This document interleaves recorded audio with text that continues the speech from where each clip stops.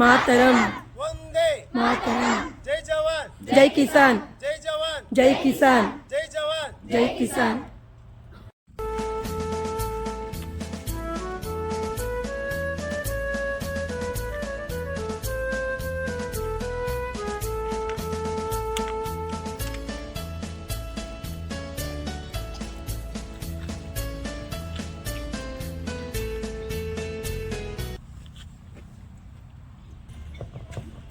Hi, I am Darshan from grade 8.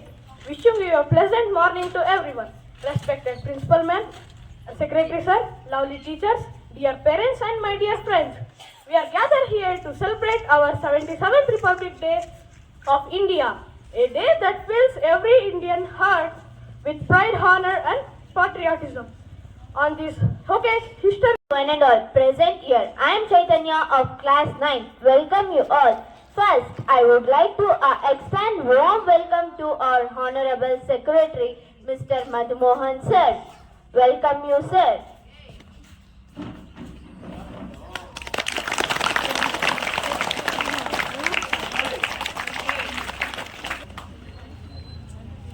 Next, I would like to welcome our respected Principal, Mrs. Sharmila Ma'am. Welcome you, ma'am.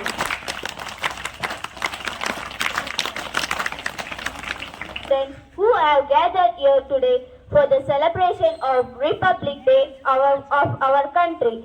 It's an honor and privilege to welcome you all to the celebration of 77th Republic Day in India in our school. Thank you everyone. Our modern mission of Atmanirbhar Bharat and Viksit Bharat is uniting us for the future.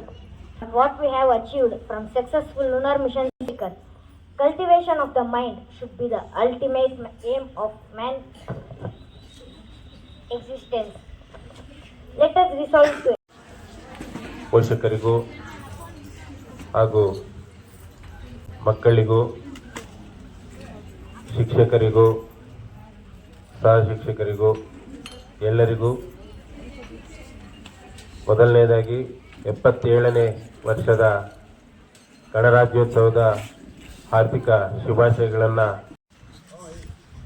Today we are celebrating here with a grandly. ಇದು ಸ್ವಾತಂತ್ರ್ಯದ ನಂತರ ಹೆಚ್ಚು ಕಮ್ಮಿ ನಮಗೆ ಎಲ್ಲ ಇವತ್ತು ಮಹಾನ್ ವ್ಯಕ್ತಿಗಳು ನಮ್ಮಲ್ಲಿಲ್ಲ, ನಮ್ಮ ಮುಂದೆ ಇಲ್ಲ ಅವರೆಲ್ಲ. ಯಾಕೆ ಅಂತಂದ್ರೆ ಅವರು ನಮಗೆ ಸ್ವತಂತ್ರ ತಂದು ಕೊಟ್ಟಿದ್ದಾರೆ. ಆದ್ರೂ ಇನ್ನೂ ನಮಗೆ ಹೇಳಬೇಕು ಅಂತಂದ್ರೆ ಒಂದು ಸ್ವತಂತ್ರ ಅನ್ನೋದು ಇನ್ನೂ ಬಂದಿಲ್ಲ ನಮಗೆ ಹೇಳಬೇಕು ಅಂತಂದ್ರೆ. ಯಾಕೆ ಮಾತು ಹೇಳ್ತಾ ಇದ್ದೀನಿ ಅಂತಂದ್ರೆ, ನಾನು ಏನೋ ದೊಡ್ಡದಾಗೆಲ್ಲ ನಾನು ಎಕ್ಸಾಂಪಲ್ಸ್ ಕೊಡಲ್ಲ. ನಮ್ಮ ಸುತ್ತಮುತ್ತಲಲ್ಲಿರೋ ಒಂದು ಕೆಲವೊಂದು ಇದನ್ನೇನೆ ನಾನು ಎಕ್ಸಾಂಪಲ್ಸ್ ಕೊಡ್ತೀನಿ. ಯಾಕೆ ಅಂತಂದ್ರೆ ಮಕ್ಕಳಿಗೆ ಏನು ಮಕ್ಕಳು ಪೇರೆಂಟ್ ಆಗ್ಲಿ ತಂದೆ ಆಗ್ಲಿ ತಾಯಿ ಹತ್ರ ಏನಾದ್ರೂ ಒಂದು ವಿಚಾರ ಬಂದು ಏನಾದ್ರೂ ಹೇಳಿದಾಗ ಅಥವಾ ಏನಾದ್ರೂ ತನಗೇನಾದ್ರೂ ಒಂದು ಮಕ್ಕಳಿಗೆ ಒಂದು ದುಃಖ ಆಗ್ಲಿ ಸಂತೋಷ ಆಗ್ಲಿ ಏನಾದ್ರೂ ನಿಮ್ಮಲ್ಲ ಹತ್ರ ನಿಮ್ಮ ತಂದೆ ಆಗ್ಲಿ ತಾಯಿ ಹತ್ರ ಬಂದಾಗ ಹಂಚ್ಕೊಳ್ಳಕ್ ಬಂದಾಗ ಒಂದು ಸ್ವಾತಂತ್ರ್ಯ ಕೊಡಿ ಮಕ್ಕಳಿಗೆ. ಆ ಸ್ವಾತಂತ್ರ್ಯ ಏನು ಅಂತ ನಾನು ಏನ್ ಹೇಳ್ತೀನಿ ಅಂತಂದ್ರೆ, ಕೇಳಿ ಅವ್ರ ಮಾತುಗಳನ್ನ ಕೇಳಿ. ಯಾಕಂದ್ರೆ ಇವತ್ತಿನ ಒಂದು ಸಮಾಜ ನಮ್ಮ ದೇಶದಲ್ಲಿ ಎಸ್ಪೆಷಲಿ ಏನಾಗಿದೆ ಅಂತಂದ್ರೆ, ಸ್ವಾತಂತ್ರ್ಯ ಅನ್ನೋದು ವಿವಿಧ ಒಂದು ಇದ್ರಲ್ಲಿ ಬರುತ್ತೆ. ನಾವು ನಮ್ಮ ಫ್ರೀಡಮ್ ಫೈಟರ್ಸ್ ಅದೆಲ್ಲ ತಂದ್ಕೊಟ್ಟು ಎಲ್ಲ ಇದು ಮಾಡಿದ್ದಾರೆ.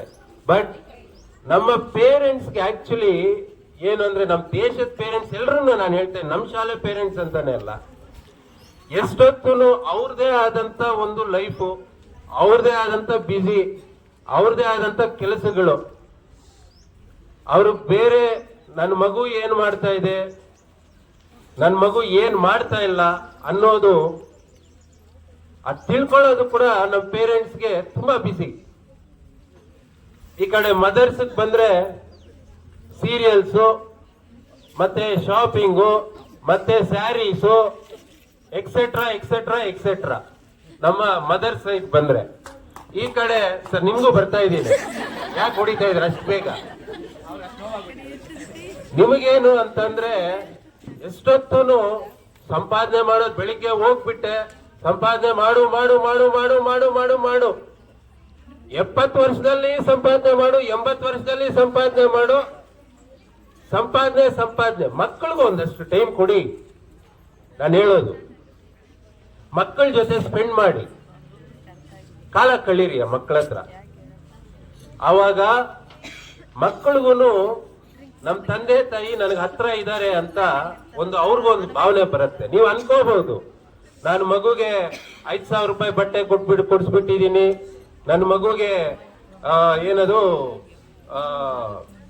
ಮಗುಗ್ ಬೇಕಾಗಿರೋ ಒಂದು ಫೋನ್ಸ್ ಆಗಿರ್ಬೋದು ಅಥವಾ ಆಟದ ಸಾಮಾನುಗಳಾಗಿರ್ಬೋದು, ಇವೆಲ್ಲ ನಾನು ಕೊಡಿಸ್ಬಿಡ್ತಾ ಇದ್ದೀನಿ, ಮಗು ಸಂತೋಷವಾಗಿದೆ. ನೋ, ಅದಲ್ಲ.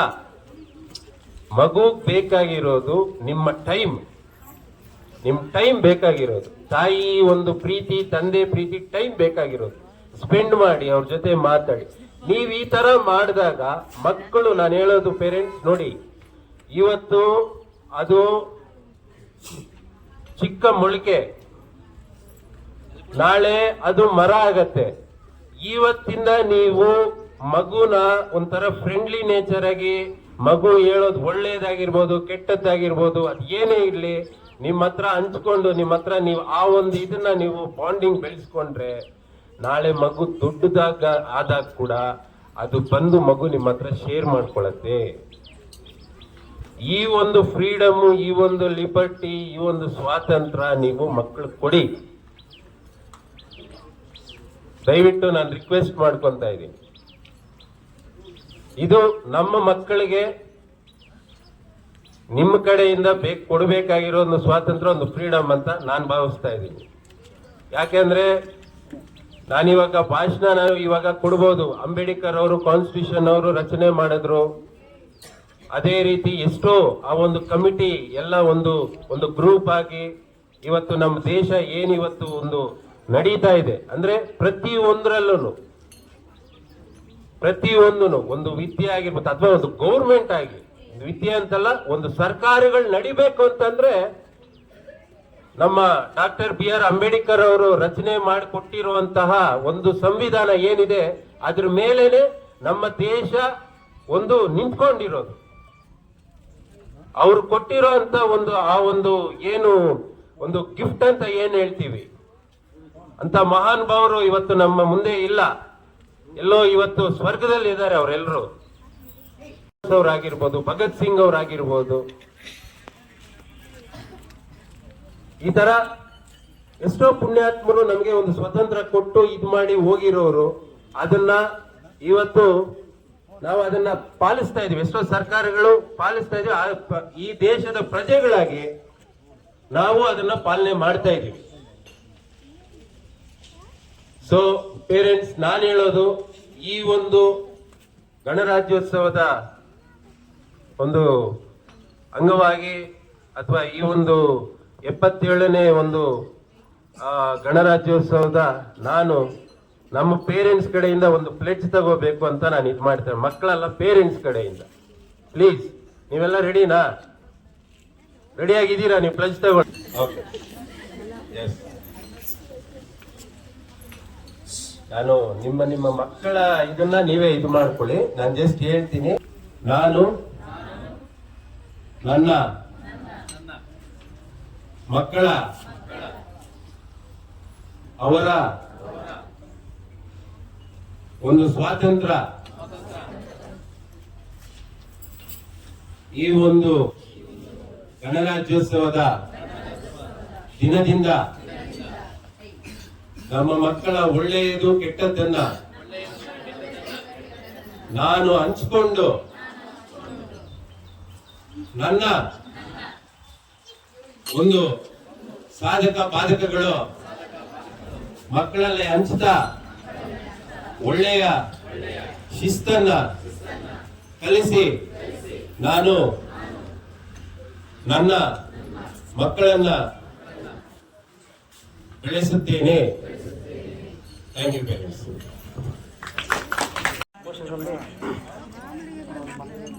ಸ್ವಲ್ಪ 4-6 ಮಾತುಗಳು ನಿಮ್ಮನ್ನು ಈ TM ಶಾಲೆಯಲ್ಲಿ ಓದಿಸ್ಬೇಕಾದ್ರೆ ನಾವು ಯಾವ ಜನ್ಮದಲ್ಲೂ ಪುಣ್ಯ ಮಾಡಿರಬೇಕು.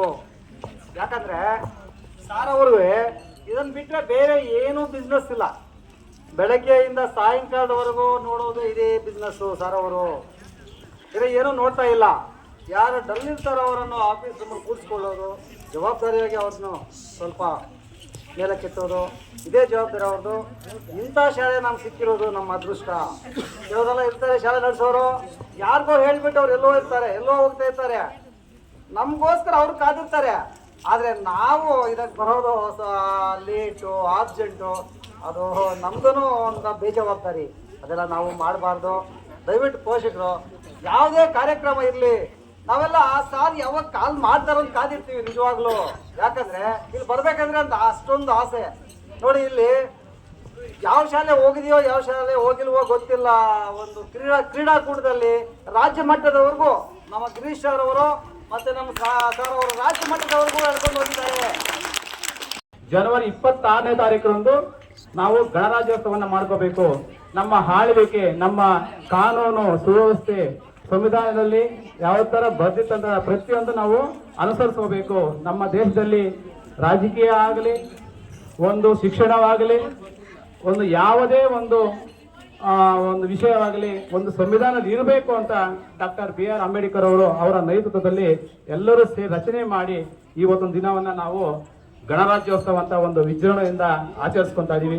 ಪ್ರತಿ ವರ್ಷನೂ ಕೇವಲ ಗಣರಾಜ್ಯೋತ್ಸವಗೋಸ್ಕರ ಅಲ್ಲ, ದೇಶದ ಒಗ್ಗಟ್ಟಾಗಿ ನಾವು ಯಾವುದೇ ಒಂದು ವಿಷಯ ಬಂದಾಗ ಎಲ್ಲರೂ ఒగ్గట్టాಗಿ ఇరಬೇಕು. ఏనే బరలి ఒగ్గట్టిరలి అంత ఇవొందు కూడా చిన్నోళ్ళే అని ఒక ఫీల్ మనకు కలిగించి మనకు కూడా గేమ్స్ కండక్ట్ చేసి ప్రైజెస్ ఇచ్చి thank you sir and thank you ma'am.